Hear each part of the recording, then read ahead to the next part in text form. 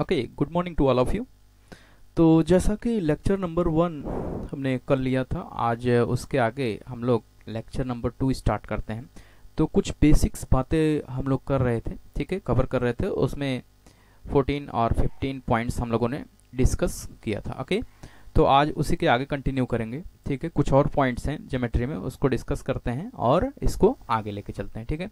अच्छा, अगर मैं ई नोट्स की बात करूं, ठीक है, तो जो भी चीज़ यहाँ पे पढ़ाई जा रही है या लिखाई जा रही है, ठीक है, जो स्क्रीन पे दिखता है उसका पीडीएफ हर वीडियो के लिंक में डिस्क्रिप्शन में दिया रहेगा, वहाँ से आप क्या कर सकते हैं, डाउनलोड कर सकते हैं, ठीक है। तो जो भी चीज़ यहाँ स्क्रीन पे दिखती है उसको पीडीएफ आप लिंक के डिस्क्रिप्शन से भी डाउनलोड कर सकते हैं। वो सभी जितने भी वीडियोस आएंगे उसके नोट्स और जो भी क्वेश्चंस यहाँ कराए जाते हैं उसका भी नोट्स एक ही पीडीएफ में आपको प्रोवाइड कर दिया जाएगा। तो लिंक के डिस्क्रिप्शन से आप जाके डाउनलोड कर सकते हैं। ओके, ठीक है। तो आज का सेशन स्टार्ट करते हैं, ठीक है, टाइम न किल करते हुए। ओके, तो ज्योमेट्री का लेक्चर नंबर 2 है, for the special purpose of UP TET, C TET and S TET. Okay, तो फर्स्ट पॉइंट यहाँ पे है आसन्न कोण, ठीक है, जिसको इंग्लिश में बोलते हैं एडजेसेंट एंगल। तो एडजेसेंट का मतलब ही होता है अगल बगल। एडजेसेंट का मतलब क्या होता है, अगल बगल। जैसे कि बहुत सारे लोग कहते हैं ना कि उसके एडजेसेंट में बैठ जाओ, ठीक है, यानी उसके बगल में। तो यहाँ पे देखिए जो डायग्राम बना हुआ है, तो ए ओ बी एक एंगल ये है, ठीक है। दूसरा अगर हम देखें तो बी ओ सी, तो ये दोनों कैसे हैं, अगल बगल हैं। अगर ये दोनों अगल बगल हैं, ये θ1 है, ये θ2 अगर हमने मान लिया, तो दोनों तो अगल बगल हुए। तो ऐसे एंगल को हम क्या बोलते हैं, एडजेसेंट एंगल्स या आसन्न कोण बोलते हैं, ठीक है। तो यहाँ पे जैसा कि लिखा भी है बी ओ सी, ध्यान दीजिएगा, B O C that means θ1 and angle A O B that means θ2। ये कैसे हो जाएंगे, आसन्न कोण हो जाएंगे। और आसन्न कोण जो भी अगल बगल होगा तो उसमें एक दीवार जो है कॉमन होगी। जैसे सोचिए आपका अगर जो पड़ोसी होता है तो उसको भी हम क्या बोलते हैं, एडजेसेंट बोलते हैं। क्यों बोलते हैं, क्योंकि उनके और आपके बीच में एक दीवार जो होती है वो क्या होती है, कॉमन होती है, इसीलिए उनको क्या बोला जाता है, नेबर या पड़ोसी बोला जाता है। तो एक रे कॉमन होनी चाहिए, वो कौन सी है, ओ बी। और जाहिर सी बात है कि अगर कोई दो एंगल ऐसे सटे हुए होंगे तो एक लाइन उसमें जरूर कॉमन होगी, एक रे जरूर कॉमन होगी, ठीक है। हिंदी में पढ़ते हैं, यदि दो कोण एक ही बिंदु से बन रही किरणों से बने और उनमें एक किरण उभयनिष्ठ, उभयनिष्ठ का मतलब कॉमन हो, तो वे कोण कैसे कहलाते हैं, आसन्न कोण कहलाते हैं। आई होप क्लियर होगा, जो भी बातें यहाँ पे हमने समझाया वो क्लियर होगा, ठीक है। बीओसी एओबी कैसे हो जाएंगे, एडजेसेंट एंगल हो जाएंगे। सीधी सी बात, इसमें ज्यादा दिमाग लगाना ही नहीं है, जो जस्ट अगल बगल हो उसको हम आसन्न कोण कहते हैं, ठीक है। दूसरा आता है शीर्षाभिमुख कोण, ठीक है, जिसको बोलते हैं वर्टिकली अपोजिट एंगल। क्या बोलते हैं, वर्टिकली अपोजिट एंगल। तो क्या लिखा है, जब दो रेखाएं एक बिंदु पर काटती हैं, काटने का मतलब क्या होता है, इंटरसेक्टिंग पॉइंट्स, तो शीर्षाभिमुख कोण बनता है। आमने सामने के कोण शीर्षाभिमुख कोण कहलाते हैं। इनकी माप बराबर होती है। आइए इसको समझते हैं ग्राफिकली। ओके, तो जैसे एक लाइन हमने ये बना दिया, ठीक है, और दूसरी अगर मैं बात करूं तो दूसरी लाइन मैं ये ड्रा कर दे रहा हूं, ठीक है, ये, ठीक है। तो अब देखिए यहाँ पे चार तरह के एंगल बन रहे हैं। अगर इसको मैं θ1 मान लूं एंगल, और इसको मैं θ2 एंगल मान लूं, इसको मैं मान ले रहा हूं φ1 और इसको मैं मान ले रहा हूं तो φ2, तो यहाँ पे आप देखेंगे तो चार एंगल्स बन रहे हैं। और अगर हम लोग देखें तो पॉइंट को नोट आउट कर सकते हैं, θ1 बराबर किसके होगा, θ2 के। और दूसरा पॉइंट अगर हम लोग देखें कि φ1 यहाँ पे बराबर होगा किसके, एंगल φ1 बराबर होगा एंगल φ2 के, ठीक है। इस तरीके से हम ये कह सकते हैं कि किसी भी शीर्षाभिमुख कोण के लिए ये चार बातें, यानी कि चार तो एंगल बनेंगे और उसके आमने सामने के कोण को हम क्या बोलते हैं, शीर्षाभिमुख कोण, that's called the vertically opposite angle. और ये दोनों एंगल्स क्या होते हैं, बराबर होते हैं। यहाँ पे मैं अगर इसको ले लूँ लाइन 1, ठीक है, और इसको लाइन 2 ले लूँ, दो लाइंस एक दूसरे को जब भी इंटरसेक्ट करते हैं तो उसके आमने सामने के एंगल्स को वर्टिकली अपोजिट एंगल बोलते हैं, जिसको क्या बोलते हैं, शीर्षाभिमुख कोण बोलते हैं, ठीक है। तो चार तरह का एंगल बनता है जब भी कोई लाइन एक दूसरे को कट करती है, तो चार एंगल बनते हैं और आमने सामने के एंगल्स को क्या बोलते हैं, शीर्षाभिमुख कोण, वर्टिकली अपोजिट एंगल। तो यहाँ पे जैसा कि मैंने बताया कि θ1 θ2, ठीक है, φ1 φ2, तो ये आमने सामने के एंगल्स क्या हो जाएंगे, बराबर हो जाएंगे। इस पे सवाल भी आते हैं अच्छे खासे, तो अभी आगे दिखाएंगे। तो ये तो थियोरी का पार्ट है, ठीक है, ये इंपॉर्टेंट है, ये पोर्शन जो है हमारा इंपॉर्टेंट पोर्शन है। ओके, ठीक है। देखिए, समांतर रेखाओं व तिर्यक रेखा से बने कोण संगत कोण, एकांतर कोण, क्रमागत अंतः कोण। इसको देखते हैं इंग्लिश में क्या बोलते हैं। Formed by the parallel lines, समांतर रेखा को क्या बोलते हैं, पैरेलल लाइंस। एंड ये जो तिर्यक रेखा होती है, तिर्यक रेखा को हम बोलते हैं ट्रांसवर्सल लाइन। इसको हिंदी में बोलते हैं तिर्यक, तीर की तरह है ना, तिरछे, तिरछी लाइन होती है, थोड़ा सा सीधे नहीं होती है, तो इसको इसीलिए क्या बोलते हैं, तिर्यक रेखा। That's called the transversal line. कौन सा लाइन बोलते हैं, ट्रांसवर्सल लाइन। ठीक है, आइए देखते हैं इसके बारे में। अगर कभी भी दो पैरेलल लाइंस हैं, जो पहले थियरी तो पढ़ देते हैं उसके बाद समझा देते हैं। ठीक है, जब दो समांतर रेखाओं को एक रेखा काटती है, कौन सी रेखा काटती है, तिर्यक रेखा। कौन रेखा काटती है, तिर्यक रेखा, तो इसे तिर्यक रेखा कहा जाता है। यानी दो parallel lines P Q A B, दो पैरेलल लाइंस है, इनको कौन कट कर रहा है, इनको एक लाइन यल कट कर रहा है, एक लाइन यल कट कर रहा है, तो इसे क्या बोलेंगे, ट्रांसवर्सल लाइन यानी तिर्यक रेखा। तो इसको क्या कहेंगे, तिर्यक रेखा। तिर्यक रेखा द्वारा समांतर रेखाओं को काटने पर निम्न प्रकार के एंगल बनते हैं। तो आप देख ही रहे हैं कि जैसे जब ये कट किया तो एक एंगल ये बना, एक एंगल ये बना, एक एंगल ये बना, एक ये, यानी कि कितने एंगल टोटल बन रहे हैं, 8 एंगल यहाँ पे दिख रहे हैं। ठीक है, 8 एंगल ये बन रहे हैं, तो इनमें कुछ रिलेशनशिप होता है और इनको कुछ नामों से जाना जाता है। तो आइए देखते हैं। तो संगत कोणों के जोड़े, अगर मैं पहली बात करूं तो इसको संगत कोणों के जोड़े, that's called the corresponding angle बोलते हैं। क्या बोलते हैं, करस्पॉन्डिंग एंगल। तो जब मैं कलर वाइज पिकअप कर रहा हूं, ठीक है, तो इसे समझ में आ जाएगा कौन किस कलर का है। तो 1 नंबर 5 नंबर एंगल के बराबर होता है, इसको बोलते हैं करस्पॉन्डिंग एंगल। क्या बोलते हैं, करस्पॉन्डिंग एंगल। यानी 1 एंगल इक्वल टू होगा 5 के, और उसी प्रकार से 2 एंगल किसके बराबर होगा, 6 के। ठीक है, यहाँ पे देखिए 1 किसके बराबर होगा, 5 के, 2 किसके बराबर, 6 के। इसी तरीके से अगर मैं 4 के लिए करस्पॉन्डिंग देखूं तो 4 के लिए करस्पॉन्डिंग कौन हो जाएगा, 8 हो जाएगा, और 3 का करस्पॉन्डिंग क्या हो जाएगा, 7 हो जाएगा। इसका मतलब मैं यहां से ये कह सकता हूं कि एंगल 1 इक्वल टू क्या हो जाएगा, angle 5, and angle 2 equal to क्या हो जाएगा, angle 6, and angle 3 equal to क्या हो जाएगा, angle 7, and angle 4 equal to angle 8। तो ऐसे एंगल्स को हम क्या नाम दिए हैं, ऐसे एंगल को हमने नाम दे रखा है करस्पॉन्डिंग एंगल्स। कौन सा एंगल, करस्पॉन्डिंग एंगल नाम दे रखा है। ठीक है, तो क्या नाम दे रखा है, करस्पॉन्डिंग एंगल। यहाँ पे देख लीजिए, यहाँ पे नोट्स में आपको प्रॉपर मिलेगा, मैं यहाँ पे सिर्फ समझा रहा हूं। ठीक है, अगला पॉइंट अगर मैं बात करूं, एकांतर कोणों के जोड़। एकांतर का मतलब क्या होता है, अल्टरनेट, और अल्टरनेट का मतलब क्या होता है, एक को छोड़ के, जैसे कहते नहीं उसको छोड़ के बैठो, उसको छोड़ के। तो यहाँ पे अल्टरनेट का मतलब थोड़ा सा अलग है, यानी कि अगल बगल। तो जैसे देखिए मैं फिर से इसको दूसरे कलर से पिक कर रहा हूं, ठीक है, समझिएगा। तो एंगल 4 इसका अल्टरनेट क्या हो जाएगा, एंगल 6। एंगल 4 का अल्टरनेट क्या हो जाएगा, एंगल 6, और एंगल 3 का अल्टरनेट क्या हो जाएगा, एंगल 5। यानी कि अगर यहां से मैं देखूं तो एंगल 4 का अल्टरनेट क्या हो जाएगा, एंगल 6, एंगल 3 का अल्टरनेट क्या हो जाएगा, एंगल 5। इसी तरीके से अगर हम 1 का देखें तो 1 का अल्टरनेट क्या हो जाएगा, 1 का अल्टरनेट क्या हो जाएगा, 7 हो जाएगा। ठीक है, ये ऊपर और नीचे वाले में। और 2 का अल्टरनेट अगर हम लोग देखेंगे क्या हो जाएगा, 8 हो जाएगा। 2 का अल्टरनेट क्या हो जाएगा, 8 हो जाएगा। यानी कि 2 एंगल बराबर होगा किसके, एंगल 8 के, 1 एंगल बराबर होगा 7 के, 4 बराबर होगा 6 के, 3 बराबर होगा 5 के। यानी अल्टरनेट में जो भी एंगल्स होंगे वो क्या होंगे, बराबर होंगे। इसको क्या बोलते हैं, हिंदी में अगर बोले तो एकांतर कोणों के जोड़े, जिसको अल्टरनेट एंगल्स बोलते हैं। ठीक है, अब एक बात और, इसमें तीसरी बात जो आती है, ठीक है, इंपॉर्टेंट, क्रमागत अंतः कोणों का योग, यानी कि जो इंटरनल एंगल्स का सम होता है वो 180 होता है। तो देखिए इंटरनल एंगल्स क्या क्या होंगे, ये 3 एक ही साइड के अंतः कोणों का योग कितना होता है, 180 होता है। यानी कि मैं ये कह सकता हूं कि angle 3 plus angle 6 equal to कितना हो जाएगा, 180। इसी तरीके से angle 4 equal to angle 5 plus 5 equal to कितना हो जाएगा, 180। ओके, तो यहाँ पे प्रॉपर मैंने लिख रखा है। ठीक है, क्रमागत अंतः कोणों का योग कितना होता है, 180। यानी angle 3 plus angle 6 equal to 180 degree, angle 4 plus angle 5 equal to कितना हो जाएगा, 180। ओके, और ये पूरा नोट्स आपको पीडीएफ फॉर्मेट में मिल जाएगा। ये मत सोचिए कि ये गड़बड़ सड़बड़ हो गया, यहाँ से समझाने के लिए कर रहे हैं। ठीक है, ओके, क्लियर है। आगे बढ़ते हैं।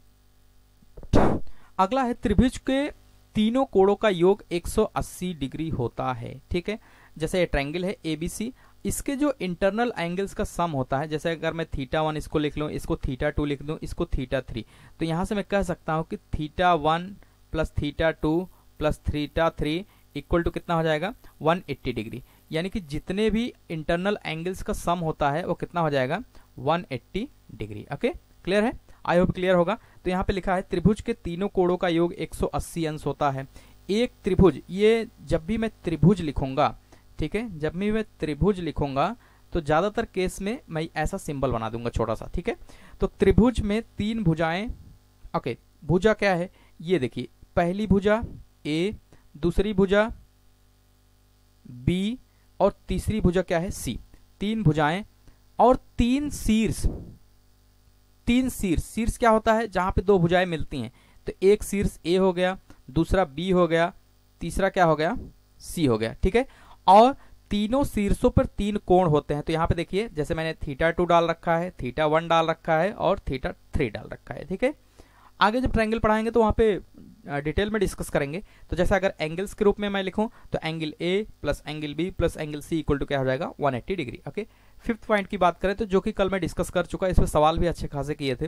रेखीय युग्म, लीनियर पेयर ऑफ एंगल, एक रेखा के किसी बिंदु पर एक तरफ बने कोणों का योग कितना होता है 180 डिग्री। तो जैसे यहाँ पे अगर मैं डाल दूं इसको θ1, ये θ2, ये θ3, तो एक साइड अगर एंगल बन रहा है तो इनका सम कितना होता था 180 डिग्री। यहाँ से क्या कर सकते हैं θ1 plus θ2 plus θ3 equal to 180 degree. इस पे सवाल अच्छे खासे कल किए गए थे, ठीक है।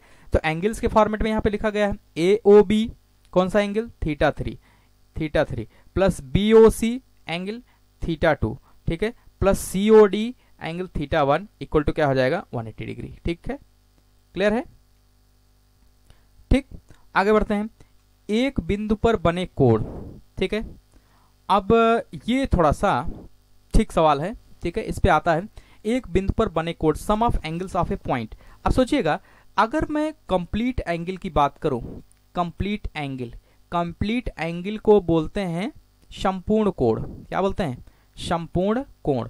संपूर्ण कोण कितना होता है 360 डिग्री होता है, 360 डिग्री। जैसे ये गोला बन गया तो कितना डिग्री हो गया 360 डिग्री। आप सोचिएगा अगर मैं यहां से यहां चला, यहां से यहां आया, यहां से यहां आया, तो यहां से यहां आने में कितना एंगल मैंने तय किया 180।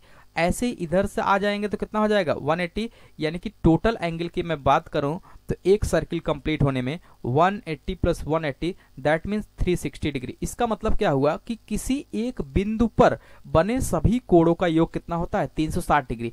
तो यहाँ पे देखिए अलग अलग कोण बन रहा है। अगर मैं इसको नाम दे दूं तो जैसे θ1, θ2, θ3, θ4, θ5, θ6, तो यहां से मैं क्या कर सकता हूं, ऐसे लिख सकता हूं कि θ1 plus θ2 plus θ3 plus θ4 plus θ5 plus θ6, इनकी वैल्यू कितना आ जाएगी 360।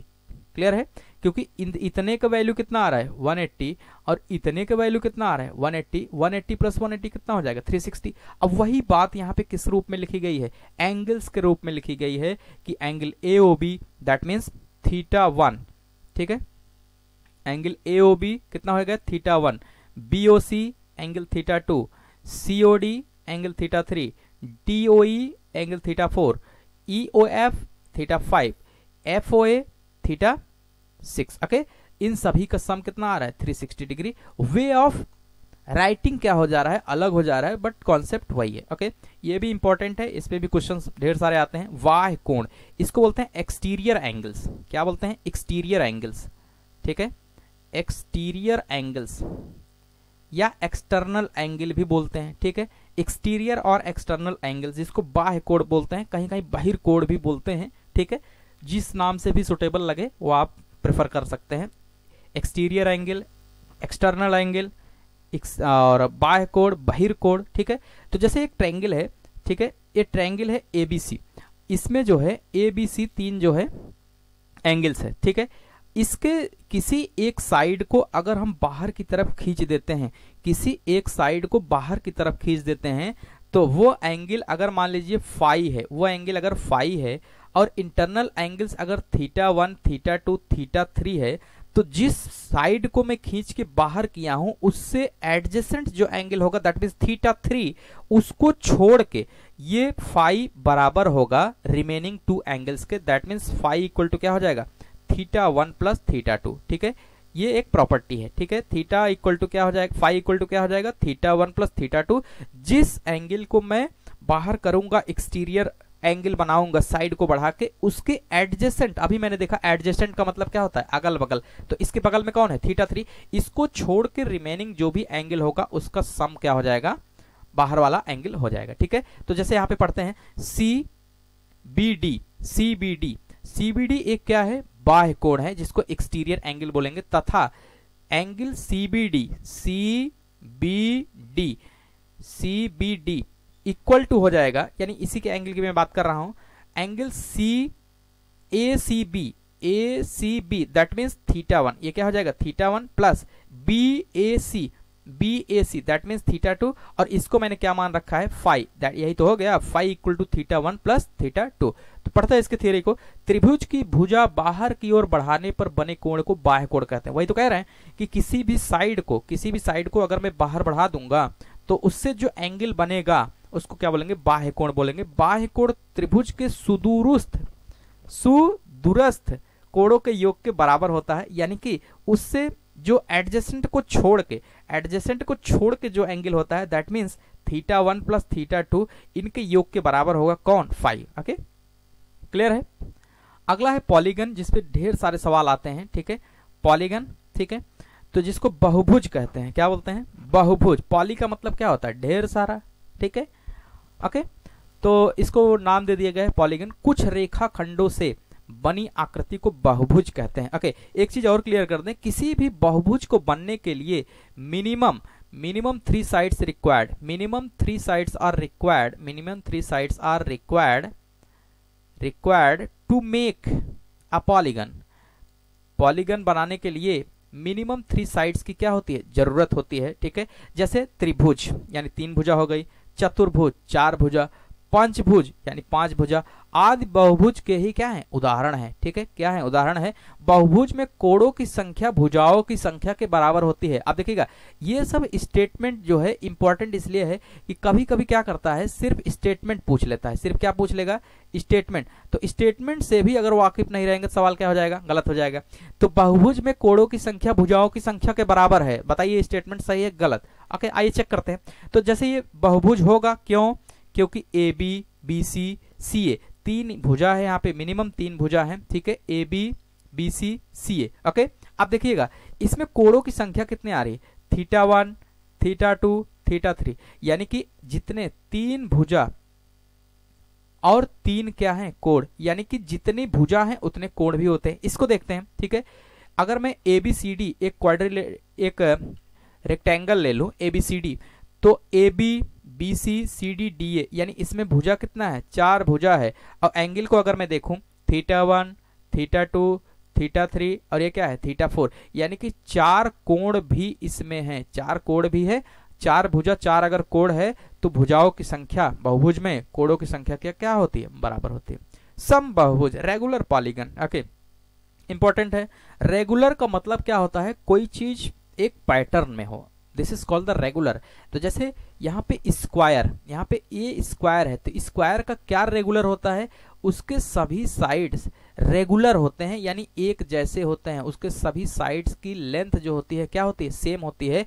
तो इसको क्या बोलेंगे, रेगुलर पॉलीगन बोलेंगे। अगर ये ट्रायंगल है, समबाहु त्रिभुज, यानी कि ए साइड ए साइड ए साइड, यानी इसकी साइड लेंथ सभी क्या है, बराबर हैं, तो इसको हम क्या बोलेंगे, समबाहुभुज, रेगुलर पॉलीगन। ठीक है, जिसको क्या बोलते हैं समबाहु त्रिभुज, यानी कि जिसकी सभी भुजाएं बराबर हो, इसको क्या बोल देंगे, स्क्वायर बोल देंगे। ठीक है, अब ये पोर्शन इंपॉर्टेंट है जिसपे सवाल ढेर सारे आते हैं।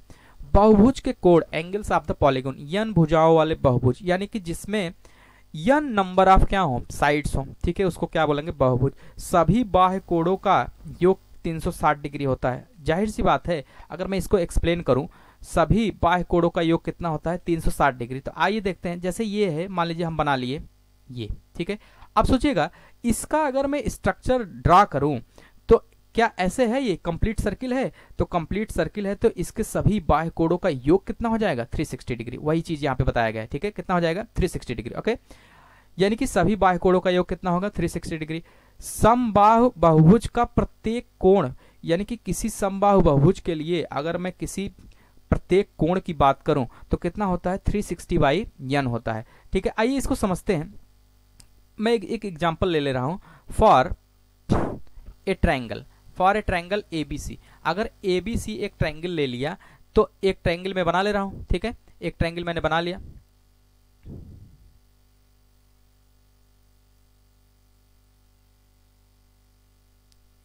ओके, ठीक है, एक ट्रायंगल मैं बना ले रहा हूं, ठीक है, इस बात की पुष्टि करने के लिए।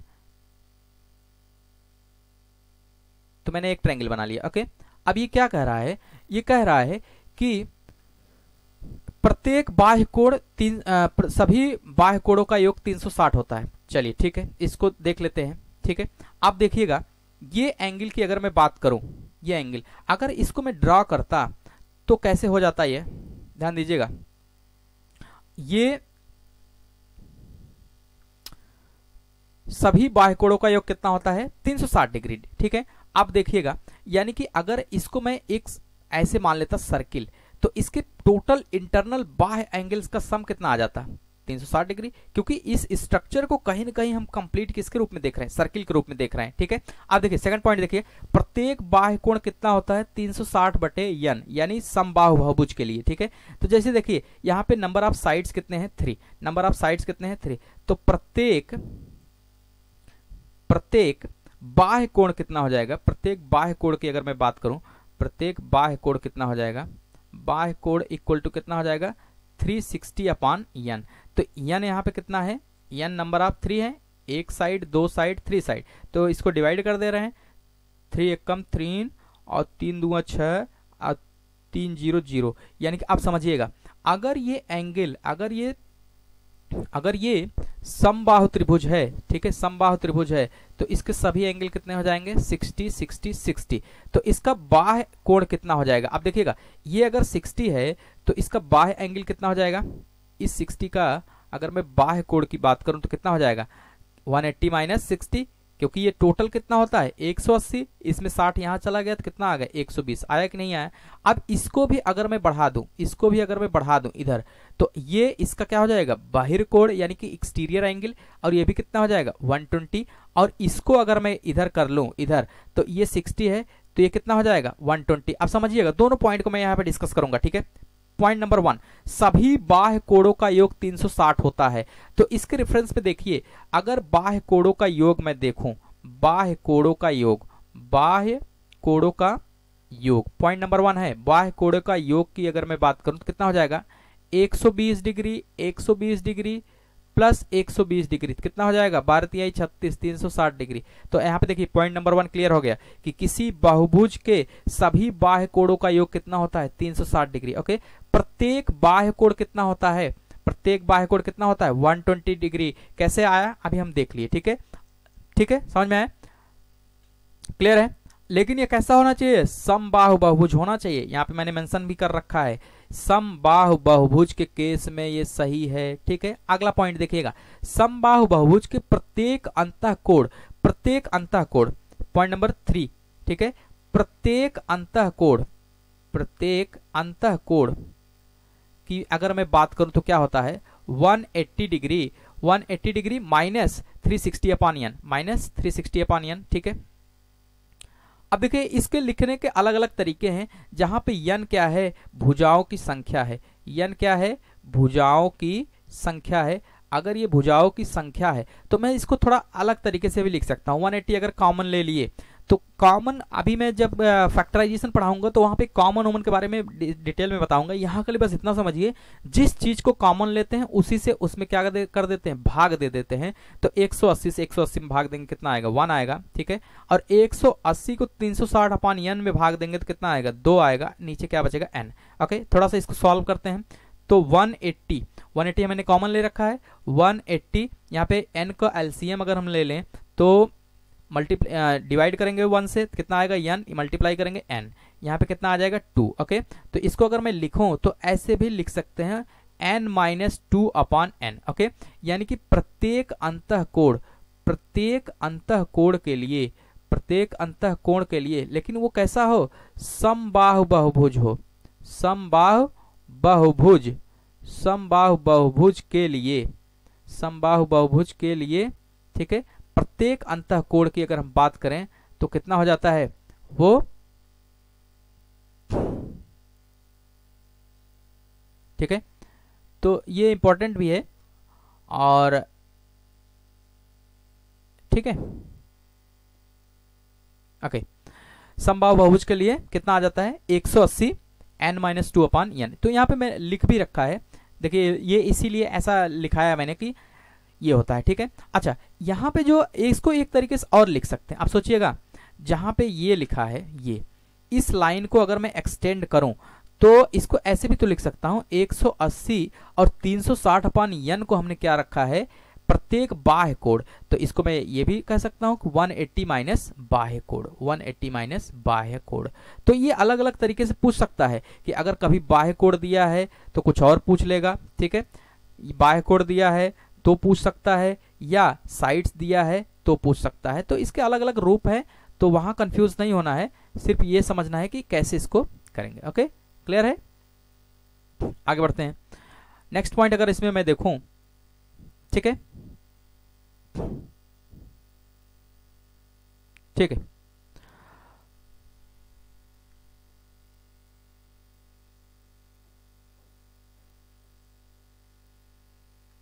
Okay fine.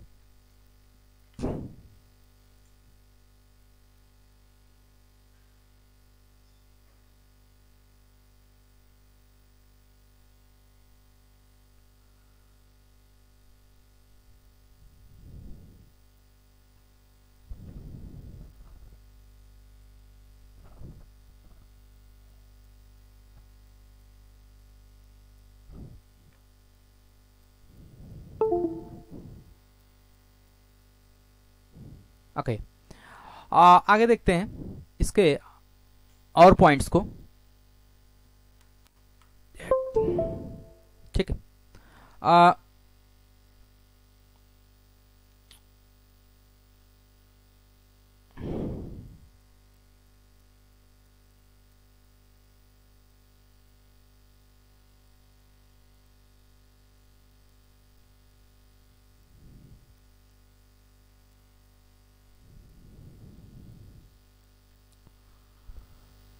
ओके वेट, ठीक।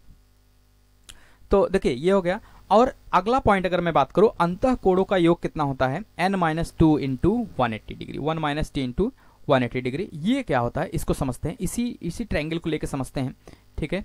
अंतः कोणों का योग कितना होता है, अंतः कोणों का योग अगर मैं बात करूं तो अंतः कोणों का योग, अंतः कोणों का योग क्या होता है n-2 इंटू 180 डिग्री। अब फिर से मैं क्या ले रहा हूं, यही एग्जाम्पल ले रहा हूं क्योंकि ट्रायंगल के बारे में हर कोई अवेयर है। ओके, तो जैसे मैं एक ट्रायंगल ले लिया, इस ट्रायंगल में नंबर ऑफ साइड्स कितने हैं n है, ठीक है। Number of side n equal to कितना हो जाएगा 3 हो जाएगा, तो यहां से n इक्वल टू 3 हो गया। अंतः कोणों की योग की बात करूं, अंतः कोणों का योग, अंतः कोणों का योग यहाँ पे कितना हो जाएगा, सबको पता है कितना होता है 180 डिग्री, लेकिन इसको मैं मैथमेटिकली करूंगा तो नंबर ऑफ साइड्स कितने 3 माइनस कितना हो जाएगा 2 इंटू क्या हो जाएगा 180 डिग्री, तो क्या हो जाएगा 1 इंटू 180 डिग्री कितना आ जाएगा 180 डिग्री। यानी कि कोई भी रेगुलर पॉलीगन है तो उसके अंतः कोणों का योग कितना हो जाएगा n-2 इंटू 180 डिग्री। डायरेक्ट सवाल इससे कभी कभी पूछता है कि इसके अंतः कोणों का योग जो है उसका एक्सप्रेशन क्या होता है, तो कभी कभी यही पूछ लेता है। ओके, ठीक है, ये पॉइंट भी क्लियर हो गया। अगले देखते हैं, जैसे एक एग्जांपल इसमें भी लगा रखा है, ठीक है। जैसे पंचभुज है, समबाहु पंचभुज है, ठीक है, तो उसका प्रत्येक बाह्य कोण कितना हो जाएगा 360 अपॉन n हो जाएगा, ठीक है। इसको मैं एक क्वेश्चन के रूप में ले रहा हूं, ठीक है, पूरा क्लियर हो जाएगा। ओके, अब देखिए एक हमने क्या किया पंचभुज ड्रा कर लिया, ठीक है, एक पंचभुज हमने ड्रा कर लिया। ओके, ये है हमारा पंचभुज, ये मान के चलिए कि ये रेगुलर है, यानी कि नंबर ऑफ साइड्स, यानी कि भुजा की संख्या यहाँ पे कितनी है n इक्वल टू कितना हो जाएगा 5, यानी इक्वल टू क्या हो जाएगा 5। तो अब मैं बात कर रहा हूं एक एक पॉइंट को बात कर रहा हूं, ठीक है। सभी बाह्य कोणों का योग कितना होता है 360, तो यानी कि प्रत्येक बाह्य कोण का अगर मैं निकालूं, प्रत्येक बाह्य कोण क्या हो जाएगा, पहला पॉइंट प्रत्येक बाह्य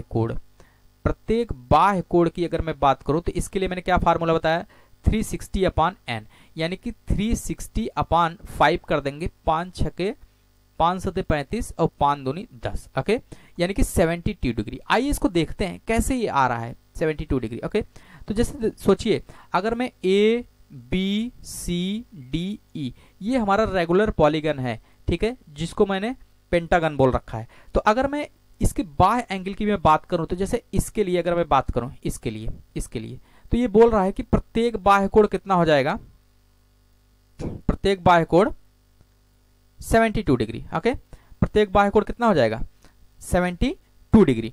अगर ये 72 डिग्री हो जाएगा, ठीक है, आइए समझते हैं। अगर ये 72 डिग्री हो जाएगा तो मैं इसको बना दे रहा हूं, कोई दिक्कत नहीं, मैं यहां पे लिख दे रहा हूं 72 डिग्री। ओके, अगर ये 72 डिग्री है तो इसका इंटरनल एंगल कितना होना चाहिए। अब समझिएगा, किसी लाइन पे अगर इस तरह की लाइन आती है तो इसका सम कितना आता था 180 डिग्री। तो क्या करेंगे 180 माइनस 72 कर देंगे। तो 180 माइनस 72 करेंगे कितना आ जाएगा, 180 माइनस 72 करेंगे तो कितना आएगा 108, कितना आएगा 108। यानी ये एंगल कितना आना चाहिए 108 डिग्री आना चाहिए। लेकिन मैं इसको कैसे करूंगा, फार्मूले से करूंगा, ठीक है। आइए देखिएगा, इसके अंतःकोण, प्रत्येक अंतःकोण कितना होता है, ठीक है, दो फार्मूले हैं। दूसरा पॉइंट मैं यहां पे लिख रहा हूं, प्रत्येक अंतःकोण, ठीक है, प्रत्येक अंतःकोण, ये अंडरस्टूड है, समबाहु बहुभुज के लिए है। किसके लिए, समबाहु बहुभुज के लिए, समबाहु बहुभुज यानी कि रेगुलर पॉलीगन के लिए है ये वैलिड, ठीक है, रेगुलर पॉलीगन के लिए ये वैलिड है, ठीक है। अब देखिएगा, प्रत्येक अंतःकोण का मैंने क्या फार्मूला बताया, 180 डिग्री माइनस 360 अपॉन एन, ये बताया। या इसके और मैंने तरीके बताया, 180 degree n minus 2 upon n, जहां पे n क्या है साइड से। अगर मैं इसके दृष्टिकोण से देखूं तो 180 डिग्री और यहां पे मैं निकाल चुका हूं 360 अपॉन 5 कितना आ गया, 360 अपॉन 5 कर देंगे। तो 180 माइनस कितना कर देंगे 72 डिग्री, माइनस कितना कर देंगे 72 डिग्री। अगर इसको 72 डिग्री कर दिए तो इसको सब्सट्रैक्ट करने पे क्या आता है, इसको सब्सट्रैक्ट करने पे 108। ऐसे भी मैं कैलकुलेट कर सकता हूं, वहां से भी मैं कैलकुलेट कर सकता हूं। या यहां से अगर मैं देखूं 180 डिग्री 5 माइनस 2 अपॉन 5 कितना हो जाएगा, 180 degree minus 1 upon into 1 upon कितना हो जाएगा, ये 3 अपॉन 2 में से 5 में से 2 गए 3 अपॉन कितना हो जाएगा 5। तो इसको मैं और सॉल्व करूं तो कितना हो जाएगा, 5 तिया 15 और 5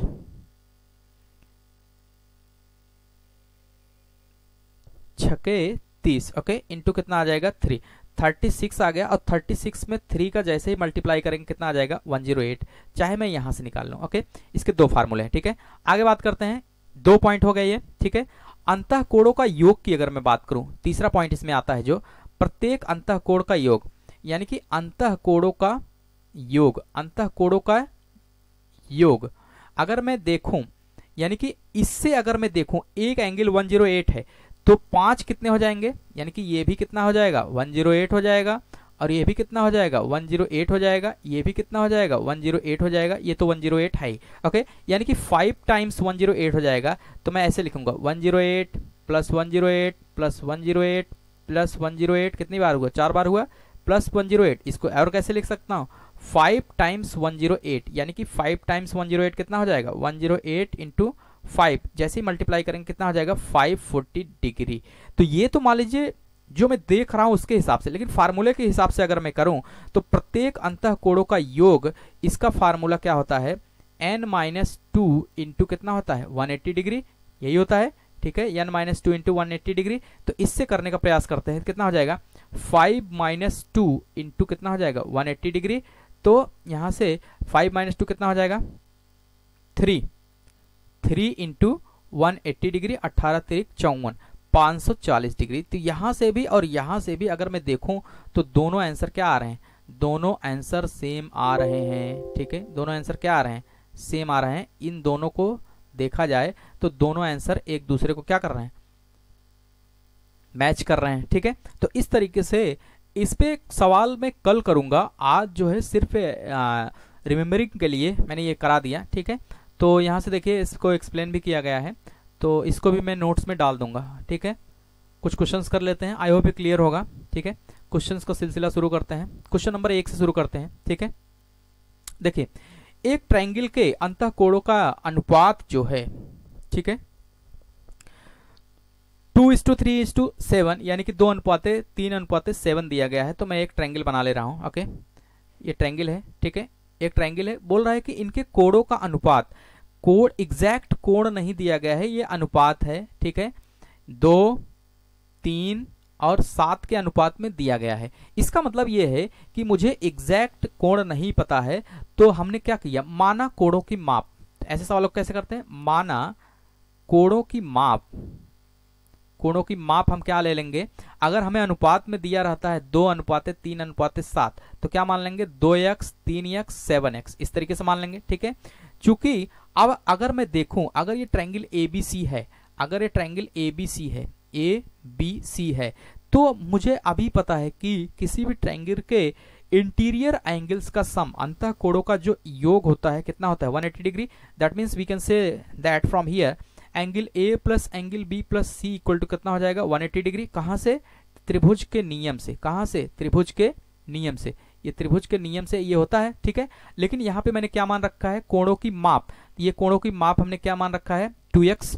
यहाँ पे क्या मान रखा है, 2x, यहाँ पे 3x। मुझे एग्जैक्ट कुछ नहीं पता, तो हमने क्या मान लिया, यहाँ पे 2x, 3x और 7x मान लिया।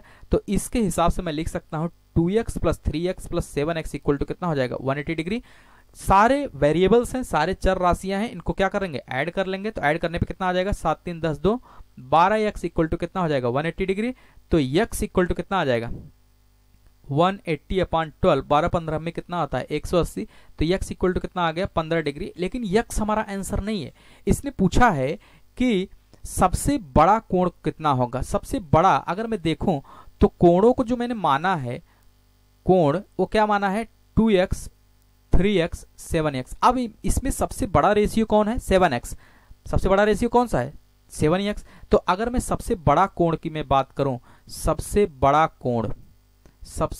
कोण क्या हो जाएगा, 7x। तो इसमें x की वैल्यू को क्या कर देंगे, पुट कर देंगे, 15×7 105, 15×7 105। अगर सबसे छोटा पूछे, सबसे छोटा कोण कौन होगा, सबसे छोटा कोण अगर यहाँ पे पूछता तो कितना हो जाता, 2x हो जाता, यानी कि 2 × 15 कितना हो जाता, 30 डिग्री हो जाता, ठीक है, ठीक है। अगर ऐसे पूछता कि सभी कोणों का मान बताओ, तो अन्य कोण जो बचा हुआ है उसको मैं क्या लिख देता, 3x, यानी कि 3x कितना हो जाएगा, 3 × x यानी कि 3 × 15 यानी कि कितना हो जाएगा, 45 डिग्री। अच्छा, अब मैं चेक भी कर सकता हूं, अपने आंसर को चेक कर सकता हूं। 2x plus 3x plus 7x equal to कितना होना चाहिए, 180 डिग्री होना चाहिए। तो आइए इसको देख लेते हैं, 105 डिग्री, 30 डिग्री प्लस 45 डिग्री, ये मिला के कितना आता है, 180 डिग्री आएगा। इसका मतलब ये सवाल हमारा क्या है, सही है। ये सवाल हमारा क्या है, सही है, यानी एंगल्स भी क्या है, सही है। अकॉर्डिंग टू ऑप्शंस अगर मैं चलूं, सबसे बड़ा कोण की बात पूछ रहा है, तो कितना हो जाएगा, 105, यानी कि ऑप्शन नंबर बी यहाँ पे क्या हो जाएगा, करेक्ट हो जाएगा। ओके, क्लियर है। क्वेश्चन नंबर 2 की तरफ मूव करते हैं, ठीक है। दी गई आकृति में AB पैरेलल टू CD है। ओके, मैंने क्या किया, 2 लाइंस बनाना है, AB parallel to CD। Okay, बना ले रहे हैं, ठीक। AB पैरेलल टू क्या है, CD। Okay, AB parallel to CD। तो मैं इसका नाम दे रहा हूं यहां पे, AB पैरेलल टू किसके है, CD के। Okay, AB parallel to CD है और क्या कर रहा है, तथा एंगल FOB, ओके, 65 डिग्री हो तो FPC, यानी कि FE एक लाइन होगी जो कि कैसी लाइन होगी, ट्रांसवर्सल लाइन होगी। मैं इसको कलर चेंज कर ले रहा हूं, ठीक है। यहां पे एक ट्रांसवर्सल लाइन है, ठीक है, एक ट्रांसवर्सल लाइन में खींच ले रहा हूं, ये this is the transversal line. इसका नाम हमने रख दिया, कौन सा नाम रख दिया, FE। ओके, इसका नाम हमने रख दिया FE। ओके, अब अकॉर्डिंग टू क्वेश्चन चलते हैं, FOB, तो BFO मांग रहा है, तो मैं यहां पे क्या डाल दूंगा, B। FOB कितना दिया है, 65 डिग्री। ओके, ये 65 डिग्री दिया है, तो मेरे से पूछ क्या रहा है, FPC, FPC। तो इसका मतलब यहां पे मुझे क्या डालना पड़ेगा, P डालना पड़ेगा। दैट मीन्स ये एंगल रिक्वायर्ड है, तो इसको मैं क्या मान ले रहा हूं, X मान ले रहा हूं। क्या मान ले रहा हूं, x मान ले रहा हूं। अब सोचिएगा, अब यहां पे कौन सी थियरी काम आएगी, जो दो पैरेलल लाइंस को एक ट्रांसवर्सल लाइन जब इंटरसेक्ट करती है तो वहां पे अल्टरनेट एंगल, करस्पॉन्डिंग एंगल, ठीक है, इंटीरियर एंगल्स, वो रिलेशनशिप यहां पे काम आएगा। अगर मैं लेक्चर्स में दिखाऊं तो ये वाली थियरी यहां पे काम आएगी। ओके, देखिए, जब ये दो लाइंस को, दो पैरेलल लाइंस को एक ट्रांसवर्सल लाइन इंटरसेक्ट करती है तो उसके संगत कोण दैट मींस करस्पॉन्डिंग एंगल, और उसके एकांतर कोण दैट मींस अल्टरनेटिंग एंगल, उसके क्रमागत अंतःकोणों का योग दैट मींस जो एक ही लाइन के आसपास के एंगल होंगे, ठीक है, उनका सम कितना होता है 180 डिग्री। तो ये प्रॉपर्टी यहां पे काम आएगी। ठीक है, आइए देखते हैं इस प्रॉपर्टी के हिसाब से। ठीक है,